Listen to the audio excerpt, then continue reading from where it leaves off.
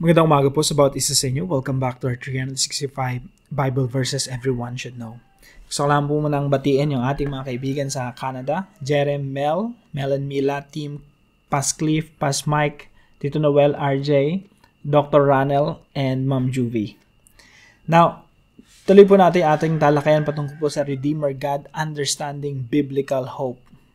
Now, yung Canada, kaya binanggit ko dito yung mga kakilala natin sa Canada. Kasi yung Canada, sabi ng ilan, tumalikod na sa Panginoon, no? Pero yung foundation kasi ng Canada, yung mga Christians kasi yan, in-establish talaga nilang Canada sa Christian nation, pero tinatalikuran nila ngayon. Pero tandaan po natin, kahit anong talikod na gawin ng mga bansa sa Panginoon, babalik at babalik sila sa Panginoon. Kasi laging mananaig ang Great Commission. Yan yung aaralin po natin ngayon sa devotion natin ngayon. Ang Diyos po natin manunubos, whether you like it or not, tutubusin niya lahat ng mga bansa at lahat ng mga bansa luluhod at maglilingkod sa ating Panginoon. Now, sabi po rito sa Psalm chapter 2, verse 7 and 8. Siguro sa lahat ng mga salmo, ito yung isa sa pinaka-messianic. Talagang patungkol ito sa ating Panginoong Jesucristo. Dito po sa salmo na ito, ang nagsasalita po rito ang ating Panginoong Jesucristo. Well, unang-una si David. Pero yung si David, ginagamit siya ng Santong Espiritu para ipangaral yung mga bagay na mangyayari patungkol sa Mesaya. Parang ganito po yan. Sabi po rito sa Psalm chapter 2, bago po natin basahin tong verse natin ngayon, no? Sabi po rito sa Psalm 2, bakit nagbabalak maghimagsik ang mga bansa? Nagsasabwatan sila laban kay Yahweh tsaka sa hinirang niya. Ang hinirang niya dito si David, pero ultimately, patungkol ito sa Mesaya. Kaya yung mga New Testament believers, yung mga mananampalataya sa bagong tipan, pag binabasa nila itong Psalm 2, ang nakikita nila dito si Jesus Christ. Okay? Kasi Messianic Psalm po ito. Kaya sabi sa Acts chapter 4, nung yung mga mananampalataya, nananalangin sila, no? Sabi nila sa Diyos, kayo po ang nagsalita sa pamamagitan ng aming ninunong si David. Si David yung sumulat ng Psalm chapter 2. Pero, ang banal na spirito ang nangungusap sa bibig ni David. So, ano yung sinabi ni David dito? Bakit galit na galit ang mga hintil at ang mga tayo nagbabalak ng mga bagay na walang kabuluhan? So, kinukot niya yung Psalm chapter 2 ng mga New Testament believers. Kanino na ina-apply? Sa Messiah. So, ibig sabihin, nung binabasa nila yung Psalm chapter 2, ng mga mananampalataya sa bagong tipan, ang nakikita nila dito, Messiah, ang ating Panginoong Jesucristo. So, sabi rito, nagkatipon nga sa lungsod na ito sina Herodes, Poncio Pilato, kasama ang mga hintil. So, sa Psalm 2, ang mga ano po pala rito, yung mga naggagather dito, mga nagtitipon rito, nagbabalak maghimagsik, nagsasabwatan, para sa mga New Testament believers, sila Herodes yun, Poncio Pilato, mga hintil at buong Israel. Nagtitipon-tipon laban kay Yahweh at saka sa kanyang Mesaya, ang Panginoong Jesucristo. So, laban sa inyong banal na lingkod na si Jesus, ang inyong hinirang. So, nagkatipon sila upang isagawa ang lahat ng bagay na inyong itinakda nung una pa man ayon sa inyong kapangyarihan at kalooban.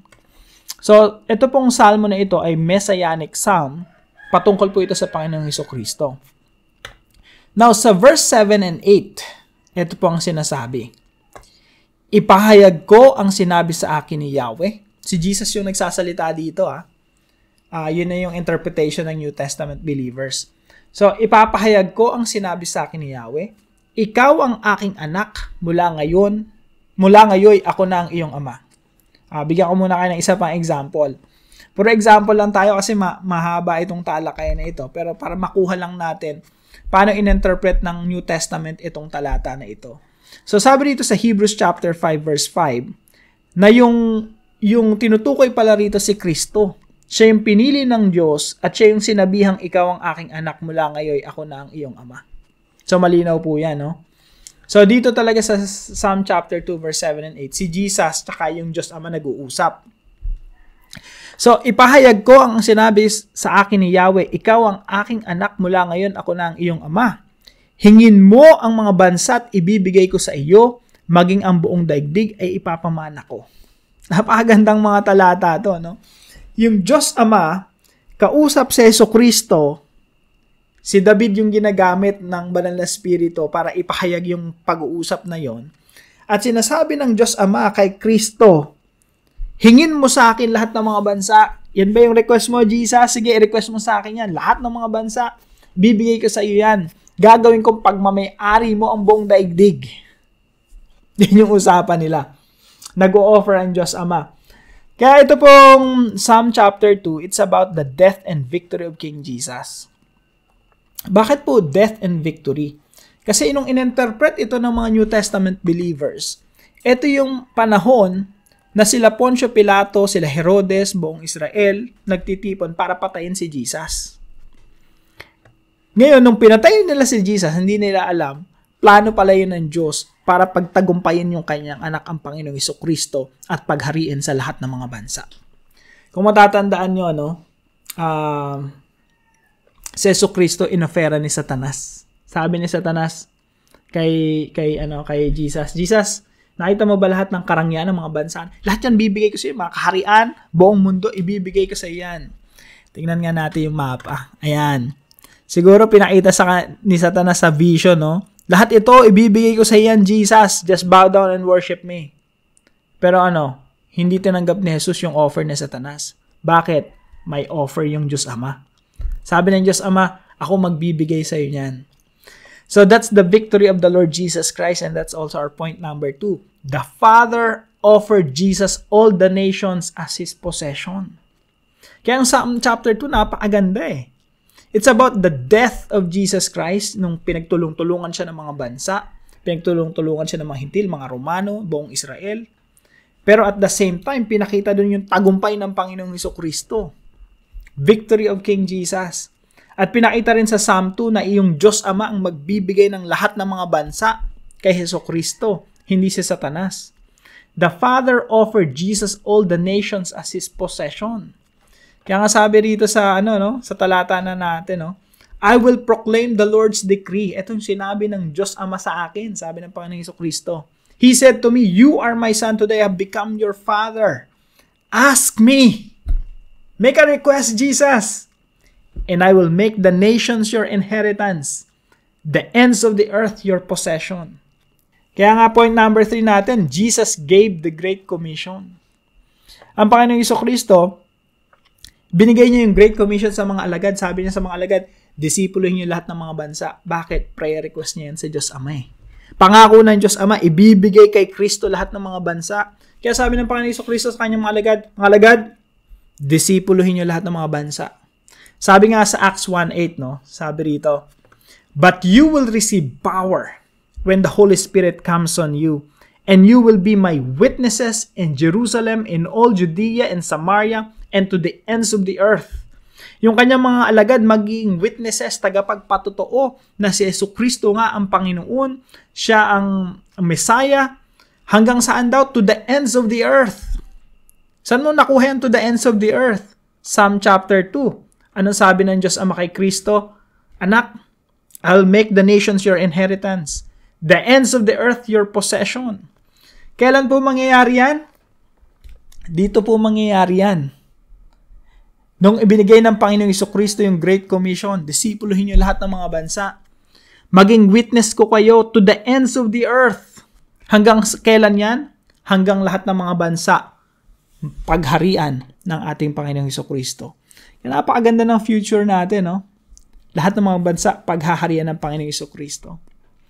Psalm chapter 2, very rich in theology. Hindi mo nga lubos maisip na nag-uusap pala dyan yung Father and Son eh. At mamaya makikita natin pati pala yung Banal na Espiritu naririto. So ano po yung application natin? Be the voice of the Spirit. Bakit? Tingnan nga natin sa Psalm 2. Yung Psalm chapter 2, yung huling mga talata dyan, yan na yung boses ng Banal na Espiritu. Sabi dito sa verse 10, kaya't magpakatalino kayo mga hari ng mundo. Ito na yung boses ng Banal na Espiritu, message ng Banal na Espiritu sa mga tao sa mundo. Be wise, you rulers of the earth. Ang babalang ito'y unawain ninyo. Paglingkuran ninyo si Yahweh ng may takot at paggalang. sa paanan ng kanyang anak, yumukod kayo't magparangal. Baka magalit siya'y bigla kayong parusahan. Mapalad ng taong ang Diyos ang kanlungan. Ito po yung mensahe ng banal na Espiritu sa pamamagitan ng kanyang iglesia, sa pamamagitan ng mga disipulo ng Panginoong Jesucristo na nagsisipangalat sa buong mundo. Ano yung boses ng banal na Espiritu? Ang sinasabi ng mga Kristiyano, mga tagasunod ng Panginoon, lahat kayo lumuhod kay Kristo. Lahat kayo sumunod sa Panginoong Jesucristo. Paglingkuran ninyo si Yahweh ng may takot at paggalang sa paanan ng kanyang anak, yumukod kayo't magparangal. That's the message of the Holy Spirit. Bow down before the Lord Jesus Christ. Kasi yan ang ginagawa ng Diyos ngayon. Ginagapi niya yung mga bansa, pinapasailalim niya sa kanyang kapangyarihan. Now, be the voice of the Spirit to someone today. Hindi yung gagawa ka na sarili mong theology, narinig mo sa Santong Espiritu, ganito, ganyan. No. Ang mensahe natin, gospel. Yan ang boses ng Santong Espiritu sa pamamagitan natin. Nangungusap sa mga tao. Bow down before the Lord Jesus Christ. Serve the Son, lest He be angry. Point number 2, warn the disobedient. Warn the disobedient. Kaya dito po, may warning dito eh. Meron tayong mentality minsan na parang yung Panginoong Jesucristo parang pwede mong kutusan tapos hindi gagante. Parang sobrang gentle na yung Panginoong Jesucristo hindi po ganon. Ang Panginoong Jesucristo, kakatakutan mo. Hindi pwedeng, kasi yun ang nakikita natin, ginugulpe, binubugbog, hindi gumagante. Oo, yun ang nangyari doon sa krus. Pero ang Panginoon, hari ng mga hari, Panginoon ng mga Panginoon, lahat ng mga anghel lumuluhod sa kanyang harapan, tapos, di ba, mumura-murahin mo lang? Hindi pa pwede. You cannot reject the Son of the Lord, the Son of God, without facing the consequences. When you blaspheme the name of the Lord Jesus Christ, you're doing it at your own peril. Kapag kinutsa-kutsa mo ang Panginoong Jesucristo, yan ang ikapapahamak mo. Kaya nga sabi rito, yumukod kayo't magparangal. Baka magalit siya at bigla kayong parusahan. Kakatakutan mo talaga, baka magalit ang Panginoon sa'yo, parusahan ka bigla. Sabi nga rito sa verse 9, dudurugin mo sila ng tungkod na bakal. Tulad ng palayok, sila'y magkakabasag-basag. You will dash them into pieces like pottery. Yan ang Panginoong Jesucristo. Hindi mo pwedeng tadyak-tadyakan lang, no? Hindi mo pwedeng i-reject, kutsa-kutsain, itchapwera. He is the King of Kings and the Lord of Lords. Kaya meron din tayong warning sa ating mensahe. Sinasabi natin sa kanila, baka magalit sa iyo si ang Panginoong Jesucristo at magkadurug-durug ka dahil sa yung piniling landas na makasalanan. No? We warn the disobedient, we comfort the obedient. Kaya mga kapatid, kung isa na kayo sa mga tagasunod ng Panginoong Jesucristo right now, we're obeying, pinaparangalan natin ang Panginoong Jesucristo, pinaglilingkuran natin si Yahweh ng may takot sa atin, mga puso, you're on the right side. You're on the side of God. You're in the winning team. Be comforted. Na wala ang katalo-talo. You can never go wrong with the Lord Jesus Christ. Na pagpanig sa iyo ang Diyos, wala ang katalo-talo. Walang pwedeng magpabagsak sa iyo. That's the comfort that we can find in the Lord Jesus Christ. So be the voice of the Spirit to someone today. Warn the disobedient. Comfort the obedient. At tandaan po natin, yung devotion natin from Psalm chapter 2, verse 7 and 8. Ang Diyos Ama ang offer sa Panginoong Jesucristo, I will make the nations your inheritance, to the ends of the earth your possession. Kaya yung future natin, magiging pagmamay-ari ng Panginoong Jesucristo lahat ng mga bansa dahil sa Great Commission ng ating Panginoong Jesucristo. Now, para po sa ating discussion, how can you be the voice of the Spirit today? Paano ka magiging boses ng Santong Espiritu ngayong araw? Pwedeng ikaw ang gagamitin ng Panginoon ngayon para mag-share ng ebanghelyo sa isang tao na someday luluhod at maglilingkod sa ating Panginoong Jesucristo.